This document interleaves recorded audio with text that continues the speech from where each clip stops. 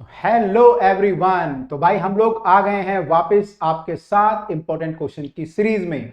तो भाई ये सीरीज है उन बच्चों के लिए जो कि स्कूल के एग्जाम में और टेस्ट में करना चाहते हैं टॉप।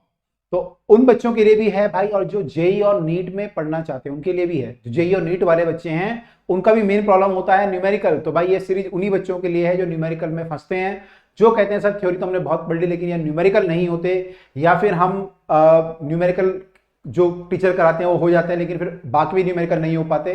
तो भाई उनके लिए सीरीज है। और जो स्कूल का एग्जाम हो टेस्ट देने वाले उनके लिए तो पक्का ही है, उनके लिए तो भाई ये राम बाण है। ये आपकी जो क्वेश्चंस हैं ये पेपर में आएंगे ही आएंगे।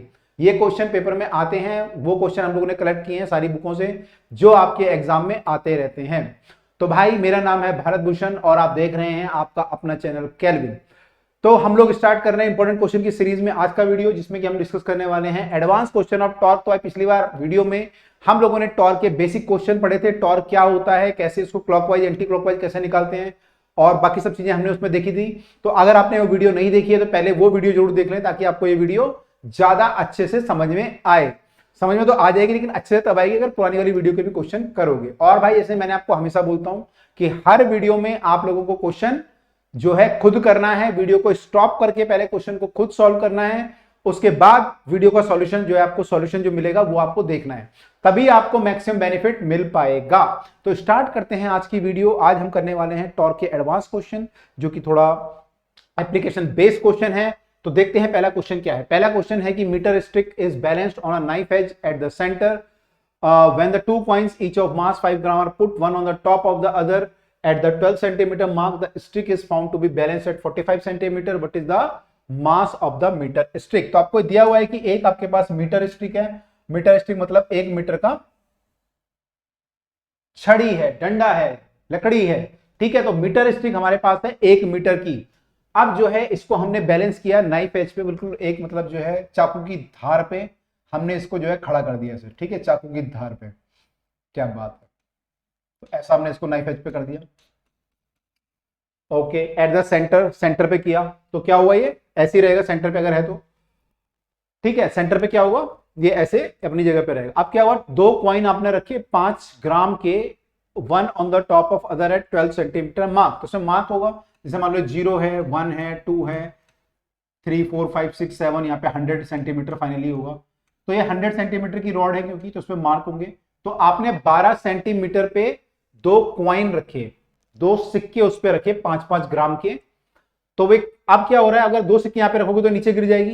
ये क्या होगा, नीचे गिर जाएगी रॉड क्योंकि भारी हो गया।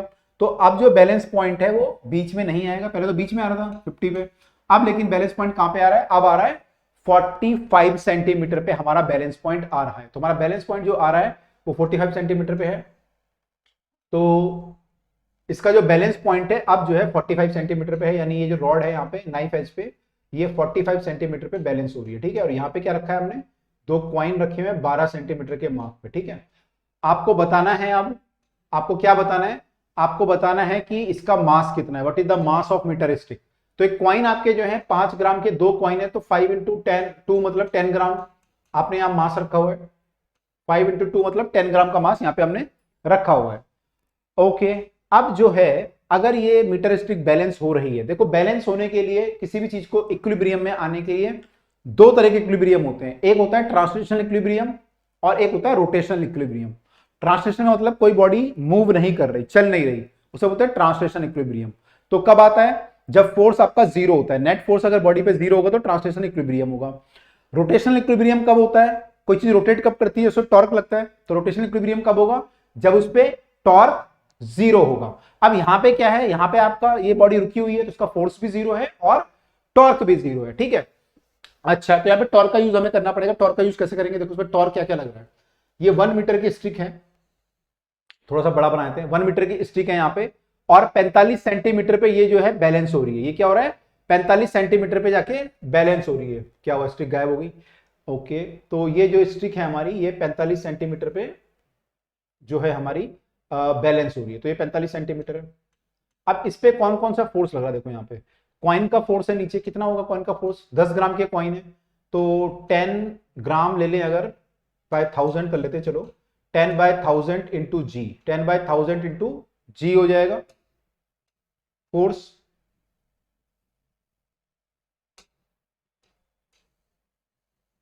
ठीक है, ये है। उसके बाद यहाँ पे नाइफ एज है, यहाँ पे नाइफ लगा हुआ है आपका, और 45 पे, ये आपका 12 पे है, काफी पीछे होगा वैसे तो, 12 मैंने आगे बना दिया। और आपका रॉड का मास भी तो होगा, रॉड का मास कहां पे होगा, रॉड का मास होगा इसके सेंटर पे, तो सेंटर पे मास होगा तो वो भी नीचे काम कर रहा होगा mg। ठीक है, तो रॉड का मास के सेंटर पे है, मतलब 50 सेंटीमीटर की दूरी पे है, यहां से 50 होगा, यहां से 50 होगा, सेंटर पे रॉड का मास है। और ये 10 ग्राम का यहाँ पे ये है आपका, तो 10 इंटू जी मैंने किया, और ये 45 पे नाइफ रखा हुआ है। अब क्या है, ये रोटेशनल इक्विलिब्रियम में है, तो उसका टॉर्क 0 होगा। अब टॉर्क क्या होता है, फोर्स इंटू परपेंडिकुलर डिस्टेंस, तो हम फोर्स इंटू परपेंडिकुलर डिस्टेंस निकालेंगे, लेकिन कहां से निकालेंगे, क्वेश्चन है कहां से निकालेंगे। इस बॉडी पे टॉर्क कहां से 0 है, तो इस बॉडी पे जब टॉर्क निकालते हैं तो टॉर्क जो होता है किसी भी पॉइंट के अबाउट 0 लेते हैं। ऐसे केस में हर पॉइंट के अबाउट 0 होता है। आप इसके अबाउट टॉर्क ले लो, इसके अबाउट ले लो, इसके अबाउट ले लो, इसके अबाउट, किसी के अबाउट भी आप टॉर्क लोगे, वो आपका क्या आना चाहिए, 0 आना चाहिए। तो मान लीजिए हम लोग जो है इसके अबाउट टॉर्क लेते हैं, ठीक है, वैसे मैं यूजुअली इसके अबाउट टॉर्क लेता हूं, लेकिन मान लो इसके अबाउट लेंगे तभी हमारा टॉर्क जो है 0 आना चाहिए। अच्छा, यहां पे जो है अगर हम इसके अबाउट टॉर्क लें तो थोड़ा सा लंबा हो जाएगा। लंबा क्यों होगा, क्योंकि आपको इस फोर्स का टॉर्क लेना पड़ेगा, इसका टॉर्क लेना पड़ेगा, इसका टॉर्क, 3 फोर्स का टॉर्क लेना पड़ेगा। तो अगर वो भी हो सकता है, पॉसिबल है, लेकिन हम लोग इजी करते हैं, थोड़ा आलसी बनते हैं, हम लोग इसके अबाउट टॉर्क लेते हैं। ठीक है, इसके अबाउट भी ले सकते हैं टॉर्क, इसके अबाउट लेंगे तब भी आंसर आ जाएगा। इसका टॉर्क आएगा पहले, फिर इसका टॉर्क आएगा। ये वाला फोर्स कितना होगा आपका, ये वाला फोर्स जो होगा, अगर हम देखें तो यहाँ पे ये फोर्स मान लो F लगा रहा है, इस पे जो फोर्स लग रहा है यहाँ पे वो F लग रहा है, तो ये जो F होगा वो इन दोनों फोर्स के बराबर होगा, क्योंकि इस पूरे सिस्टम पे 2 फोर्स नीचे हैं, 1 फोर्स ऊपर है, तो नेट फोर्स बराबर होंगे, तो ये फोर्स इसके बराबर होगा, इन दोनों के सम के। ठीक है, तो इसका भी टॉर्क आ जाएगा। लेकिन हम इजी करते हैं, इसके अबाउट ही टॉर्क लेते हैं, इसके अबाउट ही टॉर्क लेते हैं। फायदा क्या होगा इसके अबाउट टॉर्क लेंगे तो, क्या फायदा होगा, अगर कोई फोर्स जिस पॉइंट के अबाउट टॉर्क निकालना है वहीं से पास करे तो टॉर्क कितना होता है, लास्ट क्लास हमने डिस्कस किया था, लास्ट वीडियो में। अगर कोई फोर्स उसी पॉइंट से पास कर जाए जिसके अबाउट हमें टॉर्क चाहिए, तो टॉर्क कितना होता है, टॉर्क इज 0। तो भाई इसका टॉर्क इसके अबाउट 0 हो जाएगा, तो हमें केवल 2 टॉर्क निकालने, 3 नहीं निकालने, 2 निकालने, एक इसका टॉर्क और एक इसका टॉर्क। ठीक है, और इसका टॉर्क निकालते हैं, दोनों टॉर्क बराबर होने चाहिए इक्विलिब्रियम अगर है तो इसका टॉर्क कितना हो जाएगा, इसका टॉर्क हो जाएगा, अगर हम टॉर्क ऑन द बॉडी लिखें तो ये हो जाएगा 10g/1000, क्योंकि ग्राम में है, और इनटू परपेंडिकुलर डिस्टेंस, फोर्स आ गया, परपेंडिकुलर डिस्टेंस कितना होगा, ये आपका 12 पे है या 45 पे है, तो डिस्टेंस हो गया 45 माइनस 12। भाई ये आपका रीडिंग जो है 12 है और ये 45 है, तो डिस्टेंस कितना होगा, 45 सेंटीमीटर माइनस 12 सेंटीमीटर, ये आ जाएगा आपका। तो इसका टॉर्क आ गया, कैसा टॉर्क है ये, इसके अबाउट ये फोर्स कैसे घुमा रहा है, इसको फोर्स नीचे को लग रहा है, तो ये बॉडी को ऐसे घुमा रहा है, ये जो फोर्स है ना, ये वाला फोर्स है नीचे को, मतलब ऐसे घुमाएगा बॉडी को, यानी कि क्लॉकवाइज घुमाएगा, एंटी क्लॉकवाइज घुमाएगा, है ना, बॉडी को ऐसे घुमाएगा, यानी एंटी क्लॉकवाइज, तो एंटी क्लॉकवाइज टॉर्क लग रहा है, इसको पॉजिटिव मान लेते हैं। अब इसका टॉर्क देखते हैं, mg का टॉर्क कैसा होगा, ये टॉर्क जो है बॉडी को ऐसे घुमाएगा क्लॉकवाइज, तो इसका टॉर्क क्लॉकवाइज होगा, तो हम करते हैं माइनस, तो टॉर्क कितना होगा, mg into perpendicular distance, distance कितना होगा इसको, ये जो आपका mg है ये कहां पे एक्ट करेगा, सेंटर ऑफ मास पे, जो रॉड का सेंटर ऑफ मास होगा, और रॉड का सेंटर ऑफ मास यहां से कितनी दूरी पे होगा, 50 पे, तो ये 50 है, और ये दूरी कितनी है, यहाँ पे अपने इसको वो किया है 45 है, तो ये डिस्टेंस कितना हुआ 5 सेंटीमीटर, तो यहाँ पे लिख देंगे 50 माइनस 45, तो ये टॉर्क हमारा कितना आना चाहिए, इक्विलिब्रियम है तो टॉर्क हमारा 0 होना चाहिए। ठीक है, तो यहां से हमें m की वैल्यू निकालनी है, तो निकालते हैं m की वैल्यू कितनी आएगी, तो this implies that torque equal to, मैं यहाँ पे लिख देता हूँ, टॉर्क इक्वल टू, इसको सॉल्व करेंगे तो 10g/100 है, तो g/100 हो जाएगा, इससे कट जाएगा, और ये कितना आया ऊपर 45 माइनस 12 करेंगे तो 33 आ जाएगा मेरे ख्याल से, माइनस mg इंटू 5। ठीक है, अब for equilibrium torque should be 0, for rotational equilibrium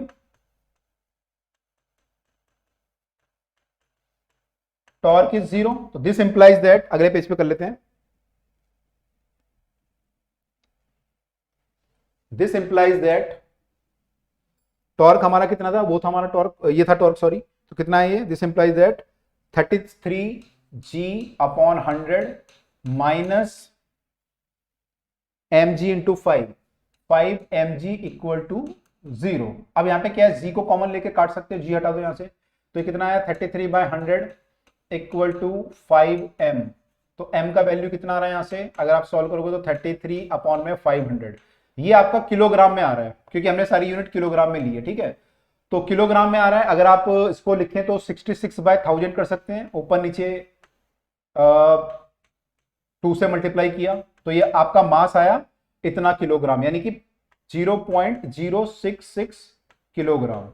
ठीक है, तो इतना किलोग्राम आया। ग्राम में अगर लिखना चाहो तो 1000 से मल्टीप्लाई करोगे तो 66 ग्राम आ जाएगा। तो एक ही बात है, तो दोनों आंसर हमारे हो सकते हैं। तो हमारा जो आंसर आया वो कितना आया, 66 ग्राम, यानी रॉड का जो अपना मास है वो कितना है, 66 ग्राम है। एक बार चेक कर लेते हैं आंसर।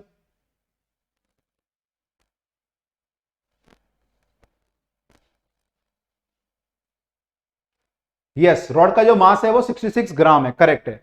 अच्छा, इस क्वेश्चन में हम एक चीज और कर सकते थे। देखो, तो एक तरीका हुआ, एक तरीका और हो सकता था कि आपकी जो रॉड है, रॉड के दो साइड है, एक साइड आपका 45 सेंटीमीटर है, एक साइड आपका 55 सेंटीमीटर है ना। रॉड जो है ये बीच में आपने यहाँ पे वो करी हुई है, तो ये 45 सेंटीमीटर है और ये आपका 55 सेंटीमीटर है। ठीक है, अब आप ये भी कर सकते थे इसमें, और एक आपका मास था जो आपका 10 ग्राम का यहाँ पे था, और एक ठीक है। अब मैं एक काम और कर सकता था इसमें, मैंने पूरा mg पूरी रॉड का लिया था। मैं एक काम और कर सकता था कि मैं अगर रॉड को मान लो, ये मान लो कि इधर वाली जो रॉड है इसका मास अलग मान लूं और इसका मास अलग मान लूं, तो इसका मास जो होगा वो यहाँ पे काम करेगा अपने सेंटर पे। तो ये 55 सेंटीमीटर है, तो दूरी कितनी हो जाएगी, 55/2। तो यहाँ पे इसका मास काम करेगा मान लो m1g, और यहाँ पे जो है इसका मास काम करेगा, ये 45 सेंटीमीटर है तो उसके आधे पे काम करेगा, वो हो जाएगा 45/2। तो लगभग कितना आएगा, 22.5।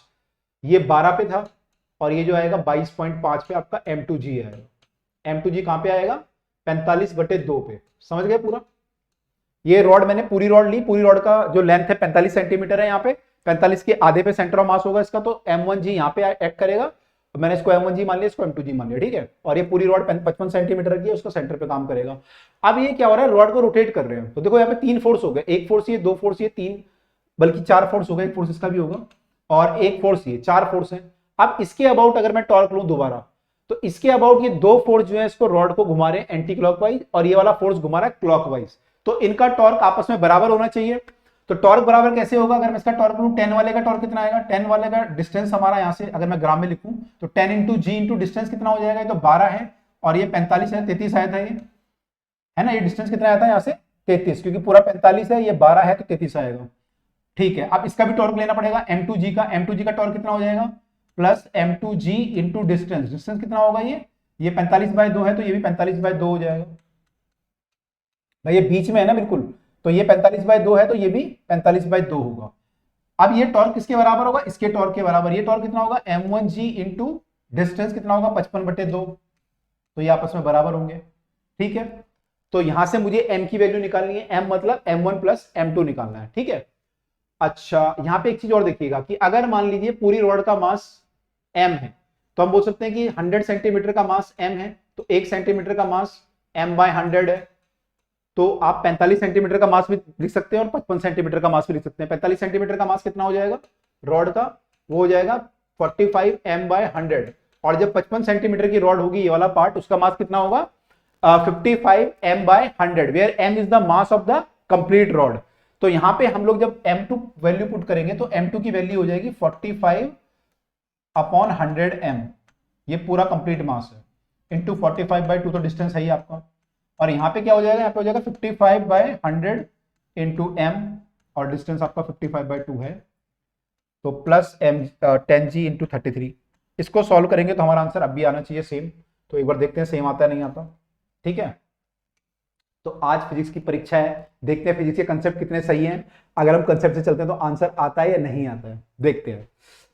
तो भाई ये जो हमारा आंसर आ रहा है 330, तो ये आ गया, प्लस ये कितना आया 45 इंटू 45/200, सॉरी 100 इंटू 100, 200, हाँ 200 हो जाएगा, 45 इंटू 45m। ठीक है, इक्वल टू कितना आया 55m/200, 55 इंटू 55 हो जाएगा, 55 इंटू 55, तो उसका स्क्वायर मान लेते हैं। ठीक है, ये आया। अब इसको सॉल्व जब करेंगे तो कितना हो जाएगा, इसको इस तरफ ले आते हैं, तो इसको इस तरफ लाएंगे तो कितना आएगा, ये सॉरी 330 इक्वल टू हो जाएगा 55 का स्क्वायर m, तो 55 स्क्वायर m/200, और माइनस का हो जाएगा 45 स्क्वायर m/200, है ना। ये वाला 45 जो है हम लोग इस तरफ ले आए, तो ये कितना हो गया, m को बाहर ले ले, 200 को भी बाहर ले ले, 55 का स्क्वायर माइनस 45 का स्क्वायर, तो a minus b, a plus b, a minus B करेंगे 10 आएगा, a प्लस बी करेंगे तो 100 आ जाएगा। ठीक है, तो ये आया आपका इक्वल टू 330 है। देख लो फिजिक्स की परीक्षा हो रही है, देखो पास होती नहीं होती फिजिक्स, है ना। तो ये भाई 100 से ये कटा तो 2 आया, और m कितना आया आपका, m इंटू ये 2 ये है, ये 10 है, तो 10/2 मतलब 5 हो गया, ये इक्वल टू 330 आया। m को यहां ले जाएंगे तो 330 अपॉन में 5, 5 के 30 और 5 के 30, तो 66 ग्राम। और आंसर हमारा क्या आया था यहाँ पे, 66 ग्राम। यानी भाई अगर कंसेप्ट से हम लोग चलेंगे तो आंसर आना ही आना है, आना ही आना है। अगर आपका कंसेप्ट सही है तो आंसर आएगा ही आएगा, कंसेप्ट ठीक होना चाहिए बिल्कुल। ठीक है, तो आई होप ये समझ में आएगा टॉर्क कैसे लगता है, कैसे मास एक्ट करता है, राइट। चलिए आगे मूव करते हैं अगले क्वेश्चन की तरफ को। तो ये दोनों तरीके हमने डिस्कस कर लिए, आगे मूव करते हैं। तो let us see the next question. तो ये भाई ये जो है कंसेप्ट बेस्ड क्वेश्चन है, थोड़ा सा जो है दिमाग लगाना पड़ेगा। ठीक है, ओहो क्या हो गया बोर्ड को, तो ये 66 ग्राम हमारा आंसर था। ये क्वेश्चन है हमारे पास, एक कार वेज 1800 किलोग्राम, 1800 किलोग्राम की कार है, इतनी भारी कार होती है। Distance between the front and the back is 1.8 metre. तो इनके बीच का जो डिस्टेंस है, मेरे ख्याल से टायरों के बीच के डिस्टेंस की बात कर रहा है, 1.8 मीटर है। If centre of gravity is 1.0 metre behind the front axle, centre of gravity जो है, ये जो सेंटर है वो 1.5 मीटर है बिहाइंड द फ्रंट एक्सेल। ये फ्रंट एक्सेल है, मतलब ये गाड़ी इधर को जा रही है, तो ये फ्रंट हो गया, बैक हो गया। ठीक है, तो 1.05 मीटर का डिस्टेंस इनके बीच का।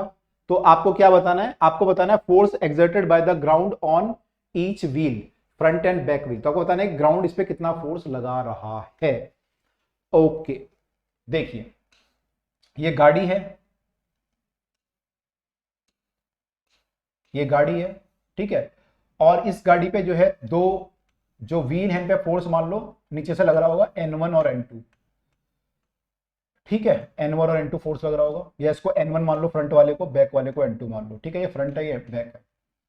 अब देखो पहली बात तो हमें यहाँ पे ये पता है कि जो नेट फोर्स नीचे से लग रहा होगा और जो इसका mg है वो बैलेंस हो रहे होंगे, यानी कि N1 प्लस M2 जो होगा वो mg के बराबर होगा, यानी कि N1 प्लस M2 जो होगा वो क्या होगा,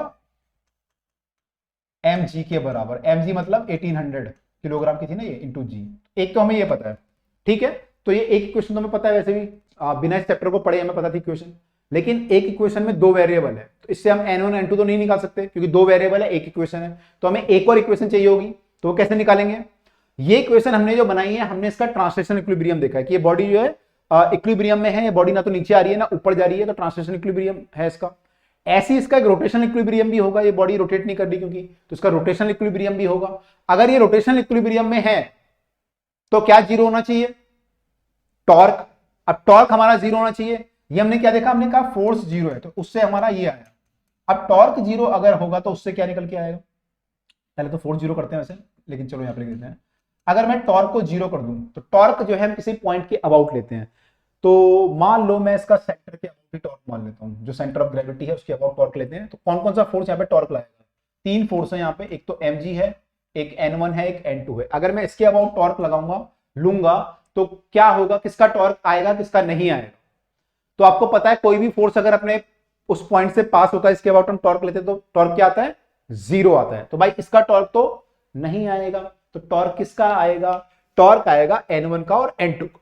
अब N1 N2 का टॉर्क क्या होगा, इसके अबाउट देखें तो N1 इसको ऐसे घुमाना चाह रहा है गाड़ी को, और N2 माने एंटी क्लॉकवाइज, और N2 जो है इसको क्लॉकवाइज घुमाना चाह रहा है। तो दोनों टॉर्क आपस में बराबर होंगे, या दोनों टॉर्क का सम जीरो होगा, आप ये बोल सकते हो।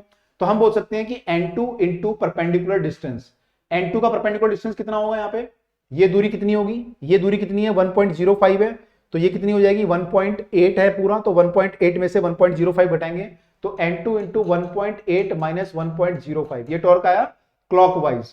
ठीक है, इसको माइनस कर लेते हैं।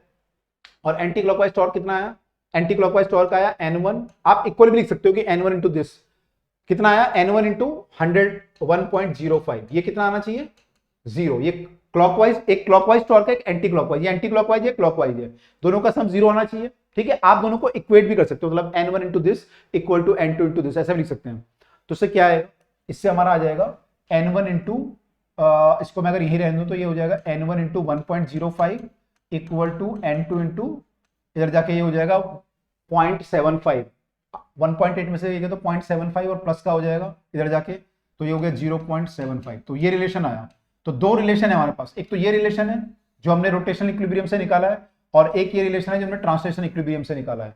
अब हमारे पास दो इक्वेशन और दो वेरिएबल, तो सॉल्व कर ही लोगे, कर लोगे नहीं कर लोगे? कह रहे सर आप ही कर लो, हम नहीं करेंगे, है ना, हम नहीं करेंगे। चलो क्या करूं, मजबूरी है, टीचर की तो मजबूरी होती है, करना ही पड़ता है, करते हैं। चलो सॉल्व। तो क्या आ रहा है हमारा वैल्यू, अगर मैं इसको और सॉल्व करूं तो n1 या n2 की वैल्यू निकालें तो n2 कितना आ जाएगा, यहां से n2 हमारा आ जाएगा 1.05 अपॉन में 0.75 इंटू n1, ये हमारा n2 आया। अब अगर मैं इसको देखूं तो ये 5 से डिवाइड हो जाएगा, ये 105/75 है। अगर मैं इजीली इसको देखूं तो ये जो है 15 से भी हो जाएगा, 15 से अगर करें तो 15 जो होता है 15 पंजे 75, ठीक है, और 15 से इसे काटे तो 15 सत्ते 105, तो ये 7/5 n1 आ रहा है, 7/5 n1। तो n2 जो है 7/5 n1 है, ठीक है। अब इसकी वैल्यू अगर मैं यहां पुट कर दूं n2 की वैल्यू, तो इक्वेशन ये n1 की फॉर्म में बन जाएगी। तो पुटिंग इन इक्वेशन 2, मान लो ये 2 है, ये 1 है, putting in 2, putting n2 equal to 7/5 n1 in equation 2। तो इक्वेशन 2 में पुट करते हैं तो क्या आएगा, ये आ जाएगा n1 plus 7/5 n1 equal to 1800 g। तो यहां से हम एलसीएम ले लेंगे तो कितना आएगा, ये 5 और 7 12 n1 अपॉन में 5 इक्वल टू 1800 g। और यहां से सॉल्व अगर हम करेंगे तो ये हो जाएगा आपका 12n1/5 इक्वल टू 1800 g आ रहा था, 12n1/5 इक्वल टू 1800 g आ रहा था। तो n1 की वैल्यू आ जाएगी 1800 डिवाइड बाय g को 10 कर लेते हैं, वैसे 9.8 भी ले सकते हो, इंटू 5/12। 12 से काटेंगे इसे तो 6 दूनी 12, 6 तियां 18, 300 आया, 2 से काटोगे तो 150 आया, 150 का मल्टीप्लाई करोगे पहले 5 से कर लो, 750 आया, फिर एक और जीरो लगाओगे तो 7500 आएगा। तो 7500 न्यूटन आया। ये किसकी वैल्यू आई, n1 की। और n2 की वैल्यू क्या होगी, n2 की वैल्यू क्या थी हमारी, n2 की वैल्यू थी हमारी, n2 की वैल्यू थी हमारी 7/5 n1। This implies that n2 equal to 7/5 n1 equal to 7/5 of 7500 Newton, यानी कि 5 से काटेंगे तो 5 एकम 5, 5 पंजे 25, इसको सॉल्व करेंगे तो कितना आ जाएगा 105.00 न्यूटन, ठीक है। तो ये हमारा इतना न्यूटन आया, ये हमारा इतना न्यूटन आया। अगर हम वेट की टर्म में बात करें तो ये 1050 किलोग्राम की वेट है और ये आपका 750, दोनों का सम 1800 आ रहा है। तो आंसर हमारा सही है, यानी क्योंकि दोनों का सम क्या आना चाहिए, 1800 जी आना चाहिए। तो ये आपका जो है 1050 जी है और ये आपका 750 इंटू जी है, यानी 10 है। तो दोनों का सम 1800 आ रहा है, और ठीक है, तो हमने टॉर्क इक्वल करके और वेट मैंने ट्रांसलेशनल इक्विलिब्रियम एक लगाना है, एक रोटेशनल इक्विलिब्रियम लगाना है, बस यही फंडा है, यही फंडा है, ठीक है। आंसर चेक कर लेते हैं। हालांकि हमने जी की वैल्यू 9.8 ली, उससे कुछ फर्क पड़ सकता है। तो इनका आंसर जो आ रहा है वो, इन्होंने जी की वैल्यू जो है हमने 10 ली थी, इन्होंने 9.8 ली, तो उनका आंसर जो है लगभग सही आ रहा है।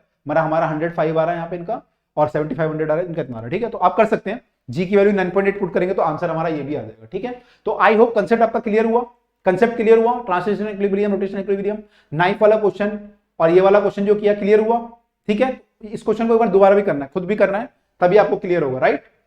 चलिए आगे मूव करते हैं, ये वाला क्वेश्चन देखते हैं। इस वाले क्वेश्चन में क्या लिखा हुआ है, two non uniform bar of weight W is suspended. Non uniform bar है, ये यूनिफॉर्म नहीं है इसका वेट, मतलब कहीं पे ज्यादा कहीं पे कम है, सेंटर ऑफ मास का बीच में नहीं होगा, कहीं और होगा, तो नॉन यूनिफॉर्म है। Suspended rest by 2 string of negligible weight, तो 2 धागे से बांधी हुई, इनका वेट नेग्लिजिबल है। Angle made by the string with the vertical are 36.9 and 53, तो लगभग 53 और 37 डिग्री ये एंगल है, ठीक है। तो आपको ध्यान आ रहा होगा cos 37 sin 37 हमने किया था, ठीक है, कितनी वैल्यू होती है उनकी 10, अब जरूरत पड़ेगी शायद।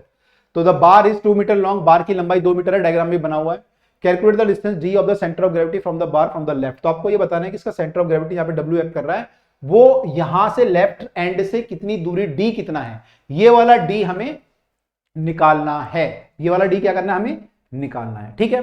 तो कैसे निकालेंगे, तो फंडा वही है, ट्रांसलेशनल इक्विलिब्रियम, रोटेशनल इक्विलिब्रियम। अगर रॉड रुकी हुई है तो ट्रांसलेशनल इक्विलिब्रियम में भी है, रोटेशनल इक्विलिब्रियम में भी है, वो हमें लगा देना है, वहां से हमारा कुछ ना कुछ आ ही जाएगा। तो कैसे करेंगे, देखो इस रॉड पे देखिए फोर्स क्या क्या लग रहे हैं। जब ये रॉड ऐसे टंगी हुई है, ऐसे टंगी हुई है ये, है ना तो क्या होगा इसका,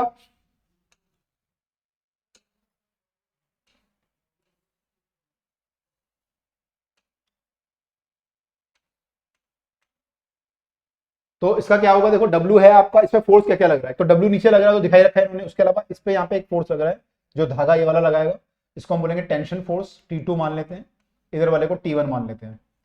तो ये T1 लग रहा है, T2 लग रहा है, एंगल कितने कितने भाई, ये 53 डिग्री बोल रहा है ये वाले एंगल को, और ये बोला 35 डिग्री, तो ये वाला एंगल हमारा 37 डिग्री है। अगर ये 37 डिग्री है तो ये वाला भी 37 डिग्री होगा फिर तो, अगर ये 37 है तो ये वाला भी 37 होगा, है ना। तो एक काम करते हैं यहाँ पे, क्योंकि हमें अब इसके कंपोनेंट वगैरह ब्रेक करने पड़ेंगे ना, तो हमें ये वाला एंगल पता होना चाहिए। तो ये वाला एंगल 37 होगा, ठीक है, ये भी 37 है, तो एंगल कितना है 37 डिग्री, 36 लिखा है 37 मान लेते हैं। अच्छा ये वाला एंगल कितना है, ये वाला एंगल है 53, तो ये भी कितना हो जाएगा, ये वाला भी 53 डिग्री हो जाएगा, ठीक है, 53.1 जो भी है।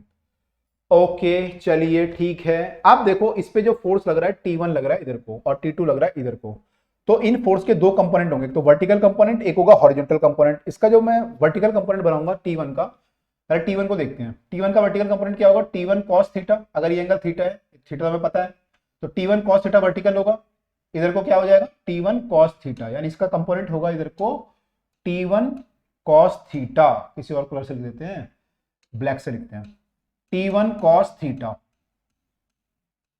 जो भी थीटा 1 है आपका, और इधर को क्या हो जाएगा, इधर को ब्रेक करोगे तो T1 cos, ये cos है ये साइन हो जाएगा, T1 sin थीटा।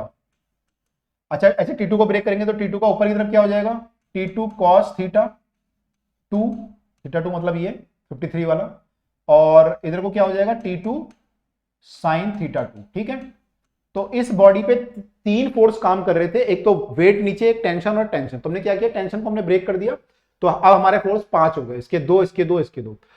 हमने ब्रेक क्यों किया, ताकि हम वर्टिकल और हॉरिजॉन्टल को समझ पाए, है ना, क्योंकि अभी तो फोर्स बीच में था तो वर्टिकल भी नहीं था हॉरिजॉन्टल भी नहीं था। अब हमको पता है दो फोर्स वर्टिकल हैं और ये तीन फोर्स वर्टिकल है, 1 2 3 और 2 हॉरिजॉन्टल है। अब ये बॉडी जो है इक्विलिब्रियम में है, इक्विलिब्रियम मतलब ट्रांसलेशन इक्विलिब्रियम में है। अगर ये ट्रांसलेशन इक्विलिब्रियम में है तो what can we say, we can say that T1, we can say that कि जो वर्टिकल फोर्स है ऊपर वाले W बराबर होगा, मतलब W equal to T1 cos theta 1 and plus T2 cos theta 2।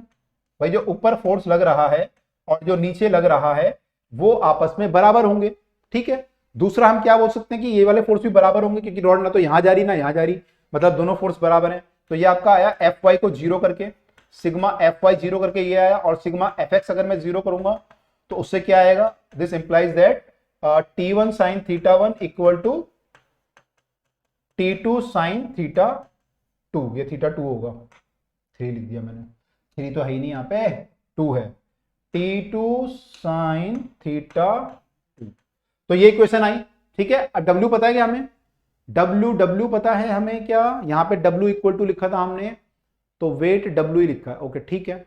हमें निकालना क्या है, हमें निकालना था कि सेंटर ऑफ ग्रेविटी जो है वो कहां पे होगा, सेंटर ऑफ ग्रेविटी कहां पे होगा, ठीक है। Uniform bar W is by two string made by the string, this bar is 2 metre long, find the centre of gravity from the left hand, ठीक है।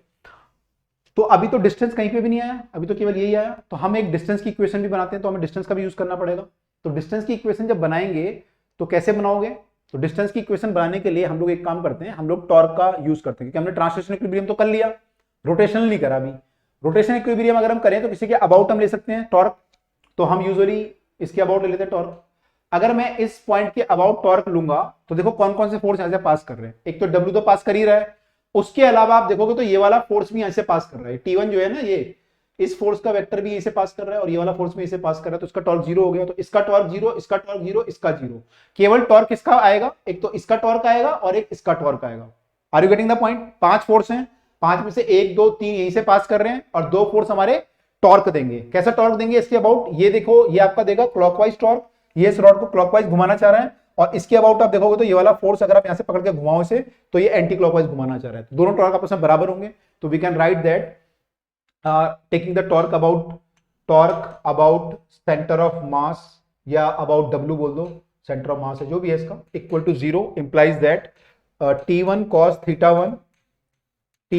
1 यहां पे लग रहा है, डिस्टेंस कितना है D, और equal to T2 cos theta 2 यहां पे लग रहा है, डिस्टेंस कितना हो जाएगा, पूरा डिस्टेंस 2 है, ये d है तो ये 2 माइनस डी, तो we can write T2 cos theta 2 into 2 minus D, ठीक है, 2 माइनस डी, राइट। ओके, अब मेरे पास ये तीन इक्वेशन है, मेरे पास W नहीं है तो इसको एक बार छोड़ देते हैं, इन इक्वेशन को देखते हैं क्या इससे हम सॉल्व कर सकते हैं। हम पे थीटा है, हाँ है, हम पे T1 है, नहीं है, T2 है, नहीं है, क्या हम पे D है, नहीं, D हमें निकालना है। तो एक काम कर सकते हैं, यहाँ पे इक्वेशन में ना T1 T2 को हटाने की कोशिश करते हैं, यानी कि दोनों को अगर मैं हटाने की कोशिश करूं, कैसे करूंगा, दोनों को अगर मैं, सोचो कैसे करोगे, अगर मेरे को T1 T2 हटाना है, D चाहिए, मुझे थीटा पता है लेकिन T नहीं पता, तो इन T को भगाना है मुझे, तो क्या करूंगा, दोनों को डिवाइड कर दो, दोनों को डिवाइड करूंगा, यहाँ पे T1 sin थीटा 1 है, यहाँ पे T1 cos थीटा 1 है, T1 से T1 उड़ जाएगा सीधा, तो डिवाइड कर लेते हैं। तो लेट अस डिवाइड, 2 से 3 को डिवाइड करते हैं, इक्वेशन नंबर 2 को डिवाइड बाय 3 करते हैं, equation number 2 divide by equation number 3 अगर करें तो क्या आएगा, क्या थी इक्वेशन ये, इक्वेशन थी आपके पास टू इक्वेशन है, T1 sin theta 1 equal to T2 sin theta 2, T1 sin theta 1 equal to T2 sin theta 2, और इक्वेशन नंबर 3 क्या है, 3 है आपकी T1 cos theta 1 into D, T1 cos theta, कहाँ आ गए हम लोग, T1 cos थीटा 1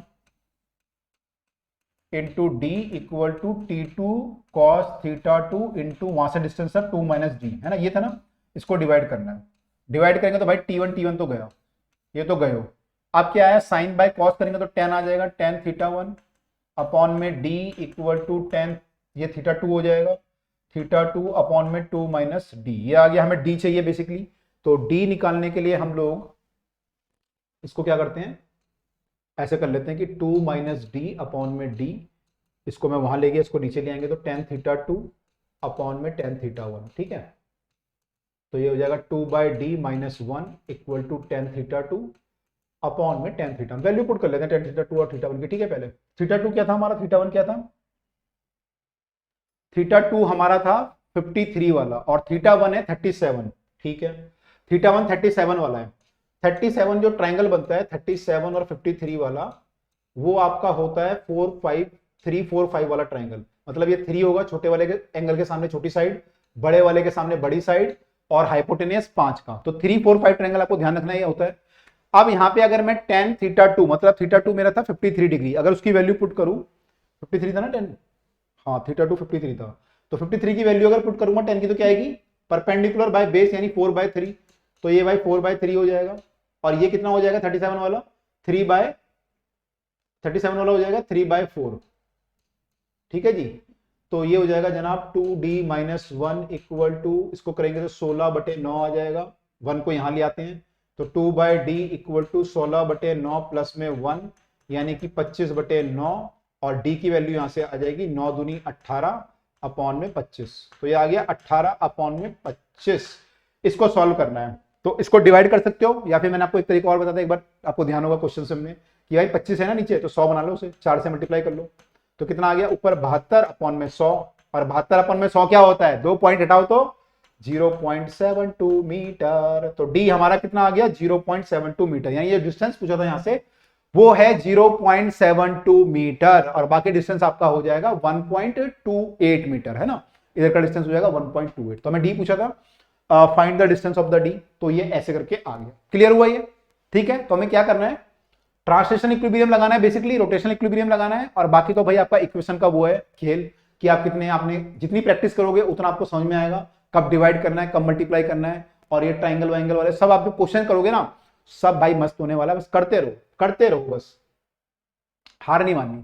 आंसर क्या है हमारा, आंसर बता दे भाई बस मुझे, 745 आ रहा है इनका, क्योंकि इन्होंने जो ना, हो सकता है इन्होंने ये जो वैल्यू पुट करी है यहाँ पे, इन्होंने कुछ वैल्यू ये 0.834 ऐसे पुट की है, ठीक है, तो ये थोड़ा सा वैल्यू वो ले लिए, लेकिन हमें ध्यान रखना है 4/5 अप्रोक्सीमेटली और 3/5 जो होती है अप्रोक्सीमेट वैल्यू होती है, तो हमारा आंसर ठीक है 0.72 इज करेक्ट, अदरवाइज उनको ना ये वैल्यू देनी चाहिए कि 10 या कॉस की वैल्यू अगर दे दी तो 10 आप निकाल सकते हो कि 10 इतने की वैल्यू कितनी है और 10 इतने की वैल्यू कितनी है, ठीक है, तो अदरवाइज हमारा करेक्ट है पूरा, राइट।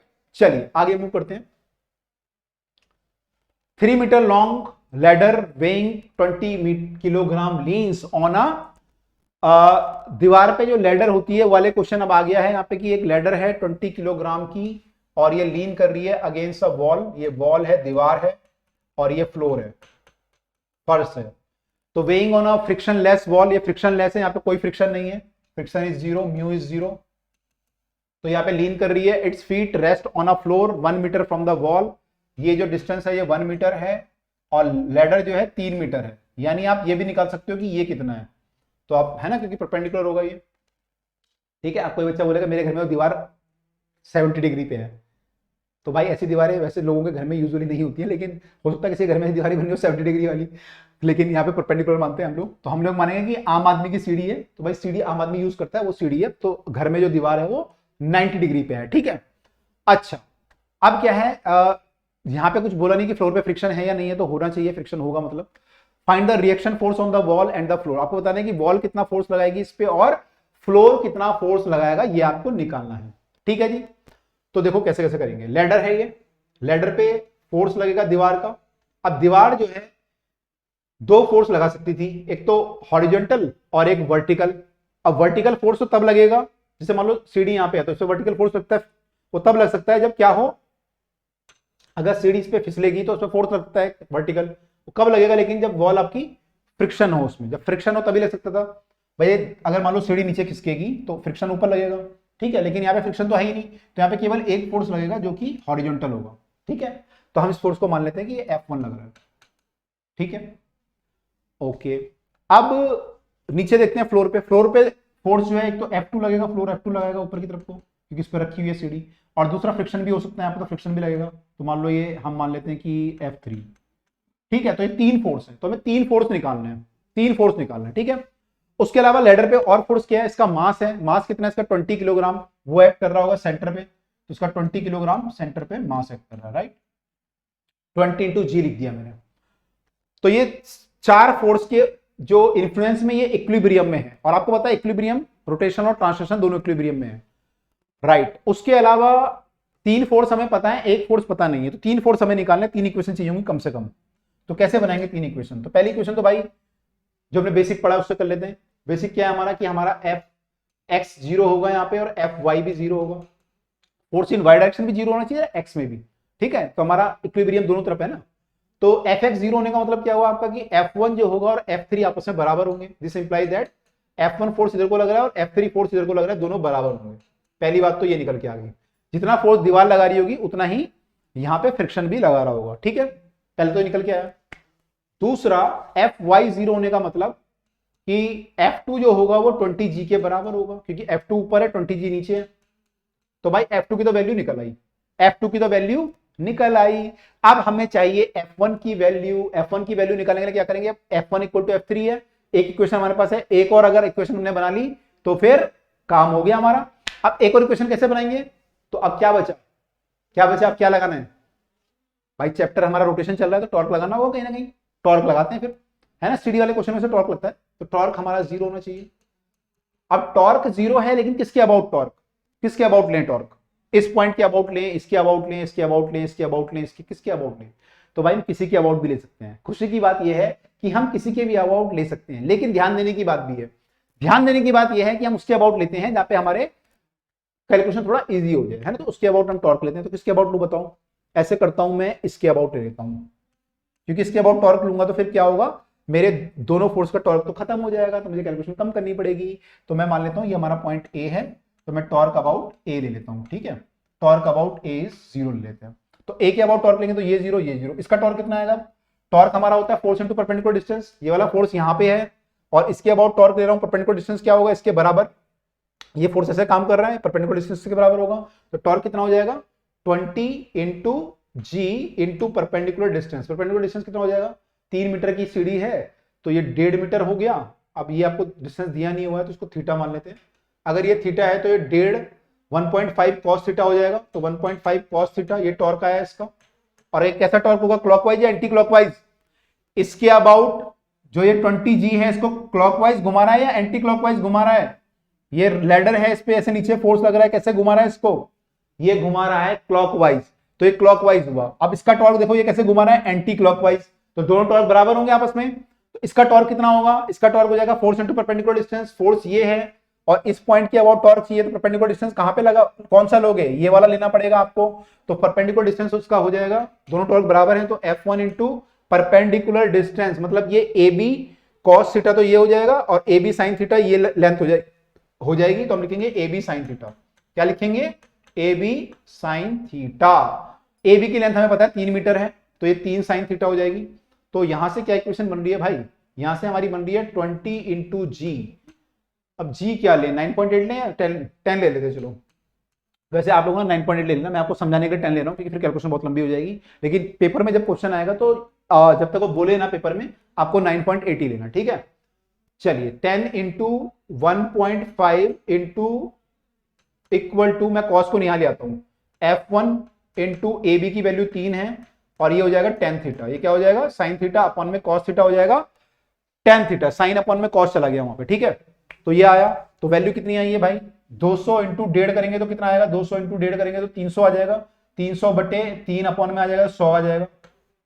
F1 टेन थीटा, समझ रहे हो, समझ रहे हो 200 इंटू 1.5 करेंगे तो 300 आएगा, अपॉन में 3 किया तो 100 आ गया, ठीक है। टेन थीटा कितना होगा, टेन थीटा हमारा होता है परपेंडिकुलर बाय बेस, तो परपेंडिकुलर नहीं मालूम यहाँ पे, तो परपेंडिकुलर निकाल लेते हैं पाइथागोरस से। ये 3 है तो कितना हो जाएगा, 3 का स्क्वायर यानी 9 माइनस 1, तो ये √8 आ गया। इसका स्क्वायर माइनस इसका स्क्वायर किया, 9 माइनस 8 मतलब √8 आया यानी 2√2 आ गया, ठीक है। 8 का रूट कितना होगा, 2√2 है ना, क्योंकि 4 बाहर आ जाएगा, 4 का रूट 2 हो जाएगा, तो 2√2 आया। तो F1 की वैल्यू कितनी आ गई, F1 की वैल्यू आ गई 100, मैंने 2√2 इक्वल टू 100 हो गया। तो this implies that F1 equal to 100 by 2√2। इसको कैसे सॉल्व करते हैं भाई, इसको 50 से यहां करते हैं, फिर √2 से ऊपर नीचे मल्टीप्लाई करते हैं, तो 50√2 अपॉन में 2 हो जाएगा, √2 से मल्टीप्लाई करेंगे नीचे जब, तो ये 25√2 हो गया। 25√2 का मतलब हो गया 25 इंटू 1.41 ले लो या 4 ले लो, 25 इंटू 1.41 कितना होगा, 25 इंटू 1.41 कैलकुलेशन करनी पड़ेगी, 25 इंटू 1.41, 5 से मल्टीप्लाई करूंगा 5, 5 चौके 20 हासिल 2, 5 कम 5 और 2 7, 2 से मल्टीप्लाई करूंगा तो 2 8 2 8 2 सॉरी 2 8 2, ये कितना आया था आपका 5 एकम 5, ठीक है। तो 2 8 2 आया, तो सॉल्व करेंगे तो 5 ये आया, 2 ये आया, 8 और 7 15 का 5 हासिल 1 और यहाँ पे 2 आया था, दिख नहीं रहा अभी, 3 आएगा यहाँ पे और डेसिमल लगेगा 2 के बाद, तो 35.25 आ रहा है। कितना आ रहा है, 35.25 न्यूटन। 35.25 न्यूटन हमारा F1 का वैल्यू आ रहा है भाई, F1 का वैल्यू, F1 का हमारा ये रहा, F1 का वैल्यू आ गया, तो F3 का वैल्यू भी आ गया। कितना आ गया ये वैल्यू, वैल्यू कितना आया था, 37 आया था, 35 आया था, 35.25, 35.25, तो भाई ये आ गया F1 और F2 हमें पता ही है, तो सारे आ गए फोर्स। तो हमारे जो फोर्स हैं F1 F2 F3 आ गए तीनों, डन, ठीक है। तो हमारे फोर्स जो हैं, अब देखो क्या क्या फोर्स है यहाँ पे, ये हमारे 35.23 जो भी आ रहा था, 25 आ रहा था, ठीक है। अब जो है हमारा जो फोर्स है, जो दीवार लगा रही है, वो तो लगा रही है 35.25 और फ्लोर कितना लगा रहा है, फ्लोर लगा रहा है हॉरिजॉन्टल, ये लगा रहा है F3 आपका 35.25 और F2 कितना लगा रहा है, F2 लग रहा है जो ये 20G मतलब 20 इंटू 10 यानी 200 न्यूटन, या 9.8 से मल्टीप्लाई कर लो जो भी है, तो 200 न्यूटन ये लग रहा है। तो उसके दो फोर्स हैं 200 और 35.25 और यहाँ पे लग रहा है 35.25। आंसर चेक कर लेते हैं एक बार, आंसर देख लेते हैं। तो यहाँ पे जो है वही 9.8 का फर्क आ गया। तो फोर्स ऑन द वॉल जो है 35.25 आया था हमारा, 34.6 आ रहा है, हॉरिजॉन्टल है, अवे फ्रॉम द वॉल लग रहा था। और फ्लोर का जो फोर्स था 196 न्यूटन वर्टिकली अपवर्ड, जो हमारा 200 आ रहा है, 20G ये वाला जो आ रहा है, ये 20G वर्टिकली अपवर्ड है ये F2, ठीक है। और ये वाला फोर्स कितना आ रहा है हमारा 35.25, तो इनका 34 आ रहा था लगभग, कितना आ रहा है इनका 34 आ रहा होगा, 34.6, ठीक है। तो ये हमारे फोर्सेस आ गए, क्लियर हुआ, ये क्लियर हुआ। तो भाई लैडर वाले जो क्वेश्चन होते हैं, इस टाइप के जो भी क्वेश्चन होते हैं, उसमें हमें ट्रांसलेशन और रोटेशनल इक्विलिब्रियम का सहारा लेना पड़ता है, ठीक है। अच्छा, उसने फ्रिक्शनलेस क्यों बोला था हमें फ्लोर, पता है उसने क्यों बोला फ्रिक्शनलेस फ्लोर, बताओ क्यों बोला, कोई गैस, सोच लो 5 सेकंड वीडियो रुक के, सोच लिया, अब मैं बताऊं क्यों बोला। उसने इसलिए बोला क्योंकि अगर फ्रिक्शन होता तो एक और फोर्स आता फ्रिक्शन का, ठीक है, लेकिन आप पे तो इक्वेशन 3 थी, 3 इक्वेशन होती और 4 वेरिएबल हो जाते, अभी 3 इक्वेशन 3 वेरिएबल थे, फिर 4 वेरिएबल होते तो वो सॉल्व नहीं हो पाते। तो ऐसे क्वेश्चन जब भी आपके पेपर में आते हैं तो कभी आपको बोलेगा फ्रिक्शनलेस फ्लोर, कभी बोलेगा फ्रिक्शनलेस वॉल, ताकि आपके 3 इक्वेशन से 3 वेरिएबल सॉल्व हो जाएं, ठीक है, या फिर आपको कोई और चीज देगा ताकि आप निकाल पाओ, राइट। चलिए अब मूव करते हैं अगले क्वेश्चन पे।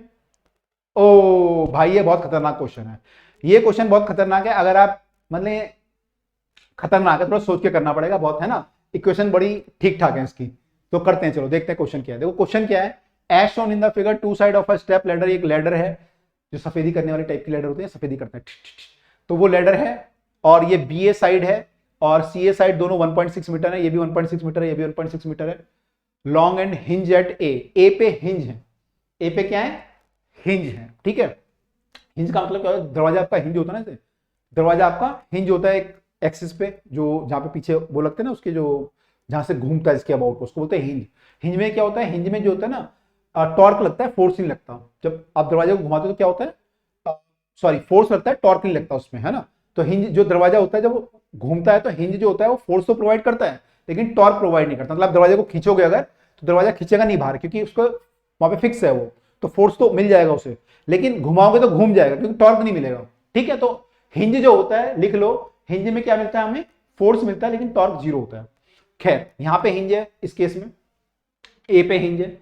रोप डी ऑफ 0.5 मीटर, ये जो रोप है वो 0.5 मीटर की है जो बीच में हमने बांधी हुई है, ठीक है। पिक्चर बना लो, बहुत खतरनाक सा है। Weight is 40 kg suspended from the point F, यहाँ पे एक वेट भी टांग दिया भाई 40 kg का, यही कमी रह गई थी अब, है ना। 1.2 metre from the B along the ladder, ये बी से 1.2 मीटर है along the ladder. Assuming the floor to be frictionless and neglecting the weight of the ladder, तो लैडर का वेट नहीं है, थैंक गॉड कि लैडर का वेट नहीं है, केवल वेट जो है डब्ल्यू पे है, ठीक है। तो और फ्रिक्शन लेस फ्लोर है हमारा, आपको बताना है tension in the rope and the force exerted by the floor on the ladder. आपको बताना है कि लैडर पे फ्रिक्शन, सॉरी फ्रिक्शन तो है ही नहीं यहाँ पे, तो फ्लोर कितना फोर्स लगाएगा, ठीक है। तो फ्लोर का जो फोर्स लगेगा वो कौन सा फोर्स होगा, फ्रिक्शन तो होगा नहीं, तो केवल एक फोर्स लगेगा, जो कि देखो दो फोर्स होते हैं, हॉरिजॉन्टल वर्टिकल, कौन सा लगेगा यहाँ पे, हॉरिजॉन्टल है वर्टिकल। फ्लोर पे कौन सा फोर्स लगेगा, हॉरिजॉन्टल है वर्टिकल, फ्रिक्शन नहीं है, कौन सा लगेगा, वर्टिकल। तो इस पे जो फोर्स लगेगा वर्टिकल लगेगा, ये बनाएंगे, ठीक है। तो find the tension in the रोप, आपको बताना है रोप में टेंशन कितना है और आपको बताना है कि जो फ्लोर है वो कितना फोर्स लगा रहा है। हिंट भी दिया हुआ है, क्वेश्चन कह रहे हैं बहुत कॉम्प्लेक्स है, हिंट भी दे देता हूं। हिंट ये है कि आपको इक्विलिब्रियम कंसीडर करना है दोनों साइड का सेपरेटली, दोनों साइड का सेपरेट हमें इक्विलिब्रियम करना है। तो कई सारे तरीके हो सकते हैं सॉल्व करने के, let us solve the question, ठीक है। ओके तो क्वेश्चन सॉल्व करते हैं। पहले यहाँ पे डिस्टेंस देख लो कितने कितने हैं। डिस्टेंस देखो भाई, यहाँ पे ये 0.5 है, पूरा डिस्टेंस आपको दे रखा था 1.6, और रोप डी जो है half way up, half way up मतलब ये बीच में है, तो ये डिस्टेंस यानी पूरा 1.6 है, तो 0.8 और 0.8 हो गया, ठीक है। और ये वेट कहां पे लगा हुआ है, 1.2 पे, तो ये 0.8 है और ये 1.2 है यहां से, यानी ये 0.4 है, यानी कि ये 0.4 है, ये 0.4 है, ये भी 0.4 हो जाएगा फिर, और ये 0.8 हो जाएगा, ये 0.8 है, ये 0.8 है डिस्टेंस, और ये 0.5 है, ठीक है। ओके क्योंकि हमें डिस्टेंस की जरूरत पड़ेगी। अब हमें देखना है कि कैसे कैसे इसको फोर्स हमें निकालना है, कि एक तो टेंशन निकालनी है, यहाँ पे जो रोप बंधी है टेंशन लगाएगी। टेंशन कैसे लगती है, रोप कैसे टेंशन लगाता है, इसको किधर को दिखाऊं टेंशन, अगर मैं यहाँ पे टेंशन दिखाऊं किधर को दिखाऊंगा, इधर को दिखाऊंगा, इधर को। रोप क्या करती है, खींचती है, धक्का मारती है, खींचती है, तो टेंशन इधर को लगेगी, और इस पे भी टेंशन इधर को लगेगी, ठीक है। तो टेंशन हमें निकालनी है, और दूसरा हमें क्या निकालना है, force exerted by the floor. Floor जो फोर्स लगेगा किधर को लगेगा, फोर्स हॉरिजॉन्टल है वर्टिकल, वर्टिकल, वर्टिकल है ना, वर्टिकल, ऐसा फोर्स लगेगा। N1 और NB मान लो इसे, NB और NC, तो ये हमें NB और NC की वैल्यू निकालनी है, ठीक है। तो हमें तो NB निकालना है, NC निकालना है, और तीसरा हमें टेंशन निकालनी है। तो भाई तीन यहाँ पे अननोन है, तीन हमें इक्वेशन चाहिए यानी निकालने के लिए, तो ट्राई करते हैं, देखते हैं, भगवान का नाम लेके शुरू करते हैं क्वेश्चन को। क्वेश्चन जो है थोड़ा टफ है तो भगवान का नाम लेना पड़ेगा, नारियल फोड़ना पड़ेगा, फिर स्टार्ट करते हैं। चलो स्टार्ट करते हैं क्वेश्चन को। तो let us start the question. तो एक बार दोबारा से पूरा ड्रॉ कर लेते हैं। ओके चलिए, हमने जब ये क्वेश्चन किया था जब हम लोग 12th में थे, तो भाई ये पहली बार में हुआ नहीं था क्वेश्चन, वो ध्यान अच्छी तरह से, हमारे टाइम पे भी 12th में क्वेश्चन था ये, उस टाइम पे नहीं हुआ था, ठीक है। हालांकि हमारे टाइम पे टीचर भी नहीं थे, है ना, तो टीचर भी नहीं थे हमारे टाइम, हम क्या करते, तो हम लोगों को भाई खुद ही, मैंने टीचर कम थे उस टाइम पे, तो हम लोगों को खुद ही करना पड़ता था। तो उस टाइम पे हमसे तो नहीं हुआ था क्वेश्चन, मैंने, मेरे को पहली बार में तो नहीं हुआ था, मैंने 2-3 बार जब किया तब जाके हुआ था। तो अगर कोई पहली बार में किसी का नहीं हुआ तो कोई घबराने की जरूरत नहीं है, ठीक है। तो देखो भाई यहाँ पे क्या है, W है, और यहाँ पे NB है, यहाँ पे NC है, और यहाँ पे टॉर्क है, सॉरी T है, टॉर्क ध्यान रखिए, टॉर्क लगाना पड़ेगा ना अभी। तो ये NB है, ये NC है, ऐसा है, ठीक है, ये कहानी है। और W की वैल्यू कितनी है, 40G है मेरे ख्याल से। W की वैल्यू देखें तो कितनी है, 40 किलोग्राम का, ये 40 किलोग्राम, ठीक है, 40 किलोग्राम, ये 40G है, W इज 40G। उसके अलावा डिस्टेंस भी दिए हुए यहाँ पे, डिस्टेंस हमारे 0.4 था, ये 0.4 था, ये 0.8 है पूरा, ये 0.8 है, ये भी 0.8 है, ठीक है। ओके, और क्या दिया हुआ है, और भी कुछ दिया हुआ है क्या, और कोई डिस्टेंस दिया हुआ है, नहीं, बस यही दिया हुआ है, ठीक है। डी दिया हुआ था आपका, बीच वाली रोप जो है 0.5 मीटर की है, ओके, ये आपका 0.5 है ये डिस्टेंस, ठीक है। तो हमें जरूरत पड़ेगी तो 0.5 मीटर लेना है ये वाला, ठीक है जी। ओके, तो हमें तीन चीजें निकालनी है, तीन इक्विलिब्रियम चाहिए यहाँ पे, तो तीन इक्विलिब्रियम की इक्वेशन बनानी पड़ेगी, मतलब तीन इक्वेशन चाहिए, तीन इक्विलिब्रियम चाहिए। तो इक्विलिब्रियम क्या होंगे, वही इक्विलिब्रियम डेल्टा Fy0। पहले तो Fy0 लगाते हैं। Fy अगर हम 0 लगाएं तो यहाँ पे क्या होगा, यहाँ पे एक वेट तो ये काम कर रहा है, एक ये है, एक ये है, तीन फोर्स हैं। अपना वेट तो सीडी का है नहीं कोई, तो केवल ये वेट है, तो हम लिख सकते हैं W equal to NB plus NC। तो एक इक्वेशन तो बन गई। तो ठीक है, तो मैं कह रहा था कि ऐसा नहीं कि एक इक्वेशन बन गई तो खुश हो गए, अभी दो इक्वेशन और चाहिए भाई। तो कैसे करेंगे दो इक्वेशन और, दो इक्वेशन और हमें चाहिए, तो क्या कर सकते हैं हम लोग। देखो हमें पता है यहाँ पे जो हिंज है, यहाँ पे हिंज है, मतलब टॉर्क नहीं लग रहा है इस पे, ठीक है। तो ये जो पूरा लैडर का एक पार्ट है, इस पे जो टॉर्क लग रहा है वो केवल इन तीन फोर्स के कारण लग रहा होगा। अगर देखो यहाँ पे क्या रह सकता है, केवल फोर्स रह सकता है, यहाँ पे फोर्स होगा कोई भी, हॉरिजॉन्टल या वर्टिकल जो भी फोर्स होगा, लेकिन यहाँ पे टॉर्क नहीं होगा। तो यानी लैडर का जो ये वाला पार्ट है, अगर मैं इसके अबाउट टॉर्क लूं तो केवल टॉर्क इसके कारण, इसके कारण, इसके कारण टॉर्क आएगा, बाकी तो टॉर्क है नहीं किसी का। तो ये तीनों टॉर्क जीरो होने चाहिए, तीनों का सम क्या होना चाहिए, जीरो, तीनों टॉर्क का सम जीरो होना चाहिए। तो अगर मैं torque about top most point लूं, ये ए पॉइंट है मेरा, ये बी था मेरे ख्याल से और ये सी था, तो ए के अबाउट अगर मैं टॉर्क लूं तो जीरो होना चाहिए। Torque about A is zero, तो ए का टॉर्क भाई जीरो होना चाहिए, और ये चीज दोनों साइड होनी चाहिए, मतलब इस साइड भी ऐसी होना चाहिए और इस साइड भी ऐसी होना चाहिए। तो पहले मैं बात करता हूं ए बी की। अगर मैं ए बी की बात करूं और यहां पे टॉर्क लूं ए बी की, ए बी पे देखो टॉर्क कौन कौन लगाएगा, एक तो W लगाएगा, एक T लगाएगा, एक N लगाएगा। W का टॉर्क किधर को है, W का टॉर्क ए के अबाउट देखें तो W इसको नीचे खींच रहा है, मतलब ये ऐसे घुमाएगा सीढ़ी को, ऐसे। अगर धागे से मैं नीचे खींचूं तो इस रॉड को क्लॉकवाइज घुमा रहा है, एंटी क्लॉकवाइज, सॉरी, ऐसे घुमा रहा है, ये एंटी क्लॉकवाइज घुमा रहा है। इस T को देखो तो ये भी एंटी क्लॉकवाइज घुमाना चाह रहा है, लेकिन N वाला इसको क्लॉकवाइज घुमाना चाह रहा है। अगर इसके अबाउट देखो तो NB जो है क्लॉकवाइज घुमा रहा है। इन दोनों का यानी टॉर्क इसके बराबर होना चाहिए। तो जो W का टॉर्क होगा और T का टॉर्क होगा वो NB के बराबर होना चाहिए, पहली बात तो ये। तो टॉर्क जो होगा बराबर होगा W का, और T का जो टॉर्क आएगा, टॉर्क ऑफ T जो आएगा, that is equal to the torque of NB, ठीक है, NB। क्या हो गया, गायब क्यों हो रहा, भूत आ गया यहाँ पे यहाँ पे जो है गायब हो रही है चीजें, कोई शक्ति है, रूहानी शक्ति जो गायब कर रही है। ओके, तो W का टॉर्क ये है। अच्छा, अब क्या करते हैं, यहाँ पे टॉर्क ऑफ W कितना होगा, W यहाँ पे काम कर रहा है, इसका परपेंडिकुलर डिस्टेंस कितना होगा, इस पॉइंट के अबाउट अगर मैं टॉर्क कर रहा हूं तो परपेंडिकुलर डिस्टेंस इसके बराबर होगा, इसके। ये कैसे निकालेंगे, ये लेंथ हमें पता है, अगर ये एंगल हमें पता हो थीटा, अगर ये एंगल पता हो थीटा, तो ये भी थीटा है, ये भी थीटा है, और ये भी थीटा ही होगा, सारे एंगल सेम होंगे। तो ये थीटा होगा, तो ये कितना हो जाएगा, L cos थीटा, ये डिस्टेंस कितना हो जाएगा, L cos थीटा, ये L sin थीटा है ना, तो ये हो जाएगा L cos थीटा।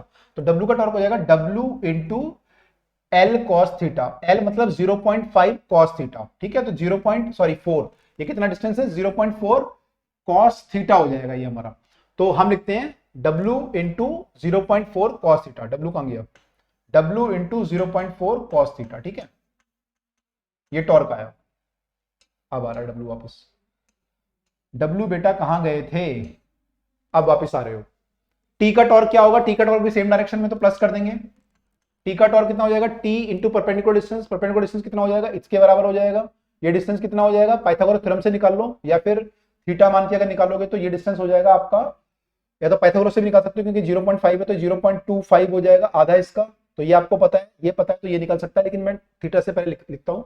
थीटा से लिखूंगा तो ये L है पूरा, माने ये 0.8 है, और ये हो जाएगा 0.8 cos थीटा, है ना। नीचे वाला डिस्टेंस क्या हो जाएगा, 0.8 cos थीटा। तो ये जो डिस्टेंस है, सॉरी हमें क्या निकालना है, हमें निकालना है ये टी है तो हमें निकालना ये परपेंडिकुलर डिस्टेंस, मतलब यहां से डिस्टेंस निकालना था ये वाला, क्योंकि टी जो है इसके ऐसे काम कर रहा है। तो परपेंडिकुलर डिस्टेंस हो जाएगा ये लंबाई वाला, तो ये हो जाएगा 0.8 इंटू ये कॉस थीटा था तो ये साइन थीटा हो जाएगा, तो 0.8 sine theta T into 0.8 sine theta. Theta समझ में आ रहा है? ये टी था, ये पॉइंट था, इसके अबाउट टॉर्क निकालने के लिए परपेंडिकुलर डिस्टेंस चाहिए, तो टी से परपेंडिकुलर डिस्टेंस एक्चुअली इसके बराबर होगा, ये होगा परपेंडिकुलर डिस्टेंस, यानी ये होगा। और ये वैल्यू कितनी होगी आपकी, ये वैल्यू कितनी होगी आपकी, ये एल कॉस थीटा है और ये वाली एल साइन थीटा हो जाएगी, क्योंकि ये थीटा है आपका, तो ये नीचे वाली कॉस और ये वाली साइन, इधर को थीटा होता है, वो क्या होता है कॉस, और परपेंडिकुलर में क्या होता है साइन, तो इधर को आ गया साइन, तो टी साइन थीटा आ गया, तो दोनों का सेम डायरेक्शन में टॉर्क है, एंटी क्लॉकवाइज दोनों को ऐड कर दिया। अब क्लॉकवाइज टॉर्क देखो, एनबी का टॉर्क कितना हो जाएगा, एनबी इसके अबाउट है, तो ये फोर्स है, परपेंडिकुलर डिस्टेंस कितना हो जाएगा, ये फोर्स इधर को काम कर रहा है, परपेंडिकुलर डिस्टेंस यहां से कितना हो जाएगा, ए से इतना, इतना परपेंडिकुलर डिस्टेंस होगा, यानी ये किसके बराबर होगा, ये पूरा एल है, तो ये एल कॉस थीटा तो ये होगा, और इधर वाला क्या हो जाएगा एल साइन थीटा। तो आपको क्या चाहिए यहाँ पे, ये डिस्टेंस चाहिए एक्चुअली आपको, ये वाला, ये मतलब ये वाला चाहिए, तो ये हो जाएगा एल कॉस थीटा, समझ रहे हो, ये फोर्स है और परपेंडिकुलर डिस्टेंस ये है, यानी ये है, ये परपेंडिकुलर डिस्टेंस है, तो ये कितना हो जाएगा एल साइन थीटा, एल मतलब पूरा 1.6 इंटू एल कॉस थीटा है ना, ये वाला डिस्टेंस चाहिए, तो एल कॉस थीटा यानी कि 1.6 कॉस थीटा, तो ये हो जाएगा N B into 1.6 cos theta. ठीक है, काफी कॉम्प्लेक्स हो गया, डिवाइड कुछ कर लेते हैं इसको, खतरनाक सा लग रहा है दिखने में, तो ऐसे कर लेते हैं, डब्ल्यू ऐसे दिया हुआ है हमें, लेकिन मैं डब्ल्यू की फॉर्म में लिख देता हूं अभी, और एक काम करते हैं यहाँ पे हम लोग जो है पूरे को 0.4 कॉस थीटा से डिवाइड कर लेते हैं, 0.4 कॉस थीटा से, तो ये हो जाएगा 1 प्लस 0.4 कॉस थीटा से डिवाइड करेंगे तो हो जाएगा टी इंटू, ये हो जाएगा 2, 0.4 से डिवाइड होगा 2 हो जाएगा, और कॉस से डिवाइड करेंगे तो 10 हो जाएगा, तो 2t tan theta plus sorry equal to हो जाएगा 2t tan theta equal to, यहाँ पे हमने 0.4 से डिवाइड किया तो 4 बचेगा यहाँ पे 4, और ये हो जाएगा कॉस से कॉस कट जाएगा तो 4nb आ जाएगा, 4nb। तो भाई इक्वेशन नंबर 1 आई थी हमारी, इक्वेशन नंबर 2 आ चुकी है, w हमें पता है, 3 वेरिएबल है लेकिन और 2 इक्वेशन है, तो तीसरी इक्वेशन भी चाहिए अभी, तीसरी कैसे निकलेगी अब इधर का इक्विलिब्रियम देखते हैं, हमने इधर का इक्विलिब्रियम देख लिया, अब इधर का देखते हैं, ये भी इक्विलिब्रियम में है, तो इसके अबाउट अगर मैं टॉर्क लूं तो कितने फोर्स का टॉर्क लगेगा, एक तो टी है यहाँ पे और एक हमारा एनसी है, 2 फोर्स है केवल, टी वाला इसको घुमा रहा है एंटी क्लॉकवाइज और एनसी वाला घुमा रहा है क्लॉक, ये भी एंटी क्लॉक नहीं सॉरी, टी वाला क्लॉकवाइज घुमा रहा है और एनसी वाला एंटी क्लॉकवाइज, दोनों का टॉर्क बराबर होगा, तो टॉर्क क्या होगा, अगर मैं टॉर्क, अब मैं ए बी पोर्शन का लिया था, अब मैं लेता हूं टॉर्क 0 किसका, एसी पोर्शन का, तो एसी पोर्शन का टॉर्क लूंगा तो क्या आएगा यहाँ पे आ जाएगा हमारा टी का टॉर्क कितना हो जाएगा, टी इंटू परपेंडिकुलर डिस्टेंस हो जाएगा ये वाला सेम, यानी कि 0.8 साइन थीटा, तो टी 0.8 साइन थीटा, ठीक है 0.8 साइन थीटा, ये वाला डिस्टेंस चाहिए हमें टी से। एनसी का टॉर्क हो जाएगा, एनसी ये है तो इसका परपेंडिकुलर डिस्टेंस हो जाएगा इसके बराबर, यानी इसके बराबर, और ये लंबाई हो जाएगी 0.8 कॉस थीटा, तो ये हो जाएगा 0.8 कॉस थीटा, तो एनसी 0.8 कॉस थीटा के बराबर हो जाएगा, ठीक है कॉस थीटा। अब यहां पे जो इसको डिवाइड कर लेते हैं, दोनों 0.8 आ रहा है, नहीं ये 1.6 आएगा, क्योंकि पूरा डिस्टेंस 1.6 है ना, तो 1.6 कॉस थीटा, कॉम्प्लेक्स क्वेश्चन है, इजी नहीं है, ठीक है। इसको डिवाइड करेंगे तो भाई कॉस से यहाँ डिवाइड करोगे 10 हो जाएगा, ये टाउ 10, और ये इधर चला गया 2, ये 0.8 को यहाँ ले जाते हैं तो 2 आ जाएगा, 2 एनसी आ गया, ये 2 हो गया, एनसी हो गया, इसको यहाँ लाएंगे तो कॉस हो जाएगा, ये हो गया 0.8 वहां चला गया, ये कॉस 10 आ गया, तो tau tan theta equal to 2nc, ये इक्वेशन नंबर 3 आ गई। तो भाई इक्वेशन नंबर 1 2 3 आ गई है, w equal to NB plus NC. अब एक पेज पे अब सबको भूल जाते हैं, बहुत मगजमारी कर ली है, अब केवल इक्वेशन लिखते हैं 3 और कुछ सॉल्व करना है बस, है ना। अब हमारा सारा काम फिजिक्स वाला खत्म, मैथ्स वाला काम शुरू। तो भाई इक्वेशन लिखते हैं, क्या क्या इक्वेशन हमारे पास, एक तो है w कितना था हमारा 40 था ना, w वेट कितना टांगा था हमने, w कहां गया w, वेट 40 kg वो रखा हुआ, ठीक है ये 40 kg, तो 40 kg का वेट है तो w को 40 kg कर देते हैं, तो हमारा nb plus nc is 40g, तो पहला आ गया nb plus nc is 40g, पहली इक्वेशन, तो ये तो पहले आ गई थी। दूसरी इक्वेशन क्या आई है, 40g plus 2t tan theta, w मतलब 40g plus 2t tan theta, tan theta की वैल्यू भी चाहिए यहाँ पे भी, ठीक है लिख लेते हैं पहले, चलो tan theta equal to 4nb आना चाहिए, tan theta equal to 4nb। तीसरी इक्वेशन क्या आ रही है? तीसरी आ रही है t,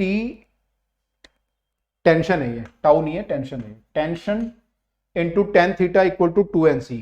tension into two tan theta है, नहीं, tan theta equal to 2nc, tension into tan theta equal to 2nc के बराबर है। अच्छा, अब यहां पे जो है ना, पहले tan की वैल्यू भी सॉल्व कर लेते हैं। tan की वैल्यू कितनी आएगी? tan की वैल्यू देखते हैं कितनी आती है। यहाँ पे हमें ये डिस्टेंस पता है, तो ये कितना है हमारा 0.8।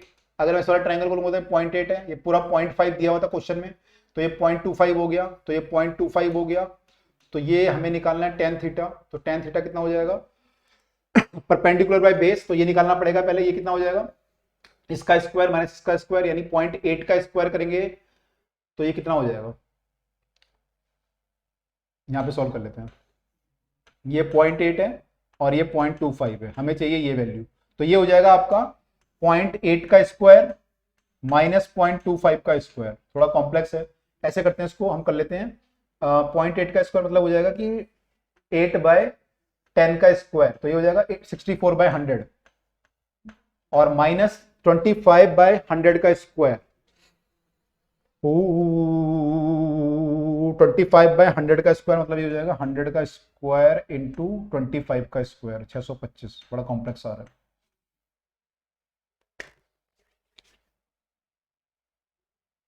एक काम करते हैं, थोड़ा सा और इजी करते हैं। देखो यहीं पे आपकी वो काम आती है स्किल्स। इसको ऐसे करते हैं कि इसको कर लेते हैं a minus B, a plus B. a minus B करेंगे तो कितना आएगा? a प्लस बी करेंगे तो कितना आएगा? 80 है ये, 80 को 80 मान सकते हैं, 80 प्लस 25 मतलब 105, तो यह आ जाएगा 1.05 a प्लस बी। और a माइनस बी करेंगे तो 80 में से 25 गया तो कितना हुआ? 55, तो ये आ गया 0.55। ठीक है जनाब। अब इसमें से जो है 5 कॉमन ले लेते हैं दोनों में से, यहां से ही 5 कॉमन आ सकता है, यहां से ही 5 कॉमन आ सकता है। 5 को बाहर ले लेते हैं, 5 का स्क्वायर आएगा, 5 यहां से, 5 यहां से, तो यहां से 5 जब कॉमन लेंगे तो बचेगा आपका 5 दूनी 10, 5 एकम 5, 0.21 बचेगा, और ये बचेगा 0.11। ठीक है जनाब। मैंने ऐसे 5 बाहर ले लिया, यहां से 5 बाहर लिया, 5 का स्क्वायर आया, 5 बाहर ले लिया। 0.11 इंटू 21 करना है, तो 21 इंटू 11 करेंगे तो कितना आएगा? 21 और 21 231 आ रहा है, 231 आ रहा है, और 4 के बाद 0 लगेगी, 4 डेसिमल के बाद, तो 0.0231 का रूट इंटू 5 ऐसा कुछ आ रहा है। अब ये कैसे सॉल्व करोगे? तो ऐसे सोच सकते हैं कि अगर ये मान लो होता 0.10 का स्क्वायर, तो 0.10 का स्क्वायर आएगा हमारा 0.10 इंटू 0.10 करेंगे 100 आएगा, तो 100 के बाद 2 0, तो ये होता 0.001 होता। ओके, अगर ये होता 4 के बाद 0 लगाई ना, 1 2 3 4, नहीं 0.01 होता है ना। अच्छा, अगर ये होता पॉइंट मान लो 12 का स्क्वायर, तो 0.12 कितना होगा? 144, 144 0, 0.144 आ गया। हमें चाहिए 231, तो हमें क्या करना पड़ेगा? 231 मतलब 12 का होता है 13 का 169 हो जाएगा, 14 का 196, 15 का 225 होता है। तो 0.15 का अगर हम स्क्वायर सोचें तो 0.15 का स्क्वायर आएगा 225, और 4 के बाद डेसिमल लगेगा तो 0.025 आ जाएगा। तो लगभग ये 0.15 के बराबर है ना। अब इतना ज्यादा मैं नहीं करूंगा भाई, वैसे तो रूट निकालने के तरीके होते हैं, लेकिन मैं उस पर नहीं जा रहा। तो 0.15 आएगा लगभग, 0.15 इंटू 5, तो ये 0.15 इंटू 5 करेंगे तो भाई 0.75 आ जाएगा, 0.75 आ जाएगा। इतना इतना इतना बहुत है भाई, इससे ज्यादा नहीं कर पाऊंगा। ठीक है, 0.75 आ जाएगा। ठीक है, तो हमारा ये वैल्यू 0.75 आ गई है, तो ये वैल्यू आ गई 0.75। तो tan थीटा की वैल्यू कितनी आई? tan थीटा ये था हमारा परपेंडिकुलर बाय बेस 0.75/0.25 कितना हो गया? 3 हो गया, नहीं हो गया? तो लगभग ये 3 आ गया अप्रोक्सीमेटली। इतना चलता है भाई, है ना, इतना अप्रोक्सीमेटली चलता है, सब चलेगा। 3 आ गया, तो ये हमारा 3 आ गया वैल्यू, तो 3 पुट कर दो यहाँ पे, तो क्या आ गया भाई? एनबी प्लस एनसी है, तो पहली क्वेश्चन तो ठीक है। दूसरी क्वेश्चन क्या हो जाएगी? दूसरी क्वेश्चन हो जाएगी 40g प्लस 10 की जगह 2 पुट करोगे तो 60 इक्वल टू 4nb। ये क्वेश्चन नंबर, ये हो गई 2 से डिवाइड कर लो इसे, तो 20g plus 3t equal to 2nb। ये क्वेश्चन नंबर 2 दोबारा हो गई। ठीक है, सॉरी को दोबारा लिख दिया। यहाँ पे 10 की वैल्यू 3 पुट करोगे तो 3t इक्वल टू 2nc आ गया। ये क्वेश्चन नंबर 3 हो गई। अब ये 3 इक्वेशन है और 3 वेरिएबल है, तो t वेरिएबल है, nb वेरिएबल है, nc। तो भाई पूरा करने के बाद बस अब ये बचा है, अगर हमने ये कर डाला तो लाइफ झिंगाला तो नहीं होगी, सुकून जरूर मिल जाएगा लाइफ में थोड़ा सा, है ना। ऐसे क्वेश्चन भगवान ना करे पेपर में आ जाए। पेपर में आ जाएगा ना ऐसे क्वेश्चन तो भाई करना मत, पहले अटेम्प्ट में मत करना कभी भी, आराम से जो है बाद में करना जब सारे क्वेश्चन हो जाएं। ये लंबे क्वेश्चन को मत करना पहले। कैसा टीचर है मना कर रहा है, भाई मैं सही बता रहा हूँ, मत करना, ठीक है। चलो सॉल्व करते हैं। तो भाई कैसे सॉल्व करें इसे हम?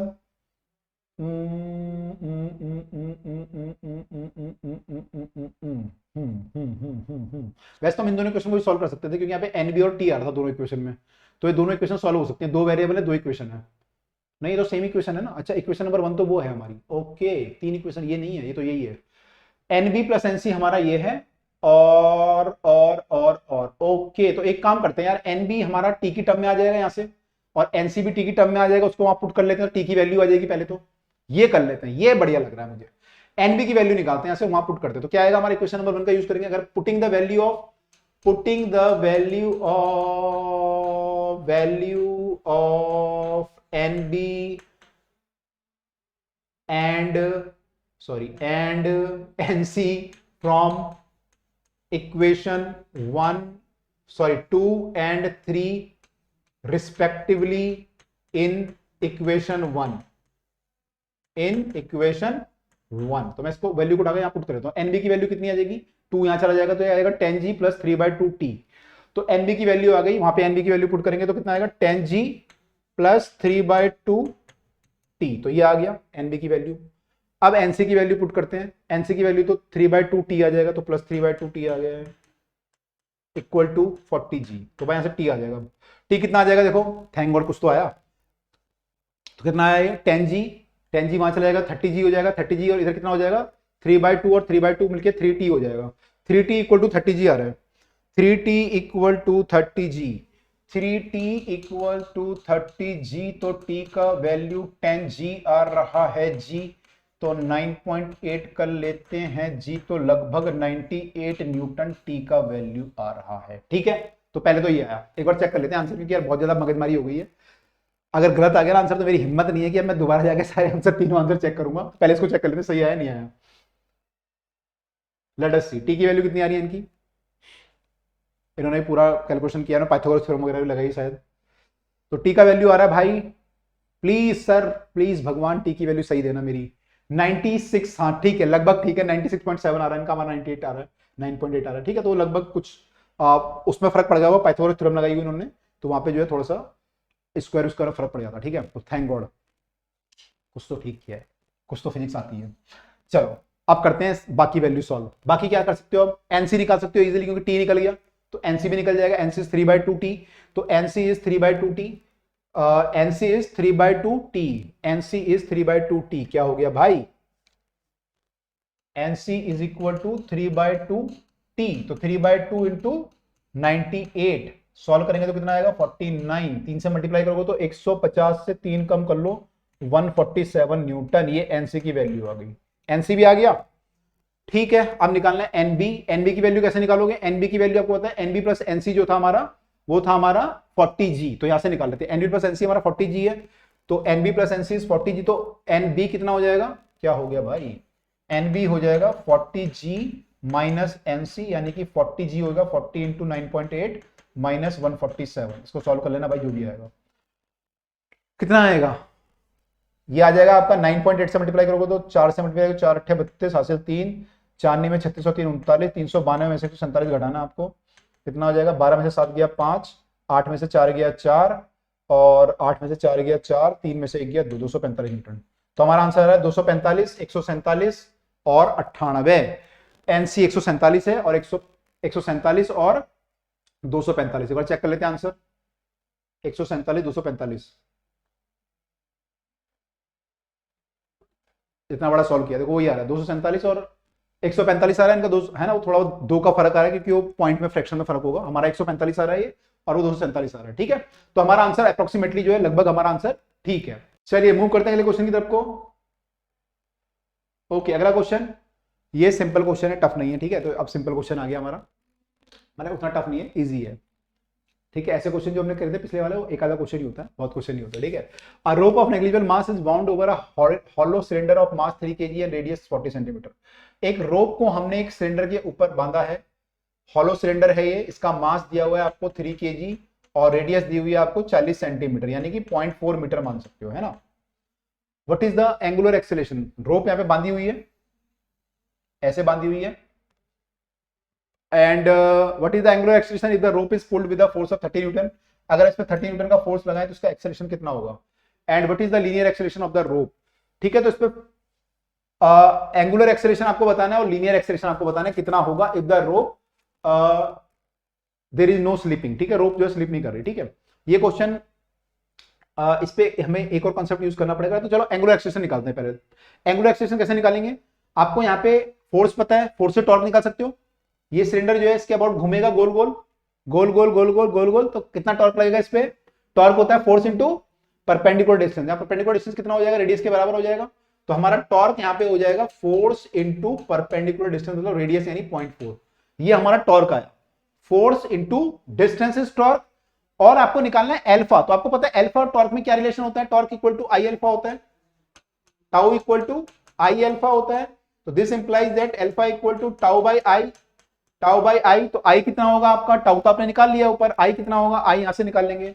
ये आपका सिलेंडर है, हॉलो है, रिंग की तरह बिहेव करेगा, इनर्शिया हो जाएगा एम आर स्क्वायर, एम आपका 3 है, आर आपका 0.4 है, इसका स्क्वायर करेंगे तो कितना आ जाएगा 0.16, 16 इंटू 3 करेंगे तो 0.48, तो 0.48 आपका इनर्शिया है। तो इनर्शिया की वैल्यू पुट कर दो, टॉर्क की वैल्यू पुट कर दो, कितना आ जाएगा 0.48, और ये आपका हो गया, वैसे 0.4 का स्क्वायर भी कर सकते थे, वो कट जाता 0.4 है ना, चलो कोई बात नहीं, कोई बात नहीं, ये आ गया। इसको सॉल्व करते हैं। तो ये आपका जो है 40 है और ये 48 है, इसको हटा दे जैसे में, तो 40 48 हो गए, 4 से काटो 4 10, ये कटेगा 12, 2 से काटोगे तो 5, ये हो जाएगा 6, 6 पंजे 30, 5 पंजे 25, तो अल्फा आ गया 25। यूनिट क्या हो जाएगी, सब हमने एसआई में लिया है, सब कुछ मास वास रेडियस वेडियस सब एसआई में लिए, तो यूनिट हो जाएगी एसआई में, यानी कि 25 रेडियन पर सेकेंड स्क्वायर, 25 रेडियन पर सेकेंड स्क्वायर, ये हमारा अल्फा।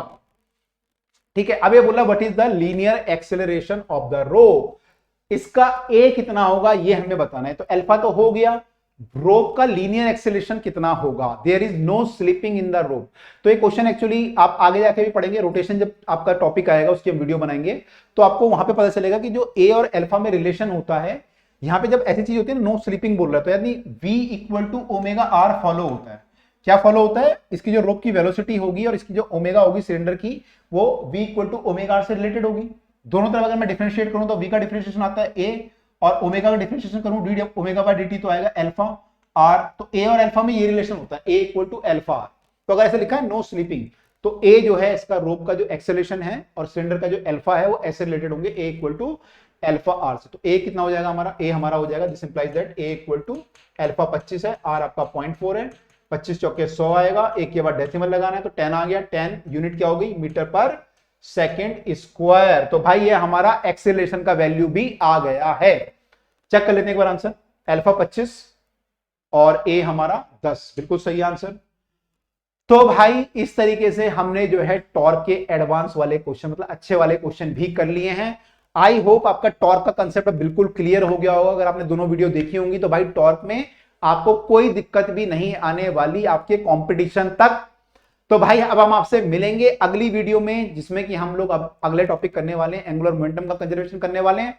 तो अगली वीडियो के लिए भाई प्लेलिस्ट पे जाके जल्दी से क्लिक करो और वीडियो देखो, और ये वीडियो पसंद आई हो तो लाइक जरूर करें। तो मिलते हैं अगली वीडियो में नए कंसेप्ट के साथ। Till then bye and take care.